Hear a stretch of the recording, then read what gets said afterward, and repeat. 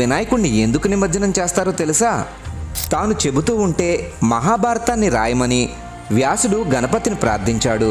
గణపతి అందుకు అంగీకరించి, నేను రాయడం ఆపకూడదు కాబట్టి నువ్వు ఆగకుండా చెప్పాలి అని షరతు విధించాడు. వ్యాసుడు అందుకు అంగీకరించి, నేను చెప్పేది మీరు అర్థం చేసుకోకుండా రాయకూడదు అని షరతు విధించాడు. గణేశుడు అందుకు ఒప్పుకోవడంతో వ్యాసుడు చెప్పడం మొదలుపెట్టాడు. గణపతి రాస్తూనే ఉన్నాడు. అలా రాసేప్పుడు లేఖిని విరిగిపోతే వినాయకుడు తన దంతాన్ని విరిచి దాంతో రాయడం మొదలుపెట్టాడు. ఇంకో 10 రోజుల్లో భారతం రాయడం పూర్తవుతుంది అనగా విశ్రాంతి లేకుండా రాయడం వల్ల వినాయకుడి ఒళ్ళు విపరీతంగా వేడెక్కి ఆయన ఒంటి నుండి పొగలు రావడం మొదలైంది. అది గమనించిన వ్యాసుడి శిష్యుడు వైశంపాయనుడు బంకమట్టిని ప్రతిరోజు వినాయకుడు ఒళ్ళంతా రాసేవాడు. అలా 9 రోజులు గడిచాక 10వ రోజు మహాభారతం రాయడం పూర్తవగానే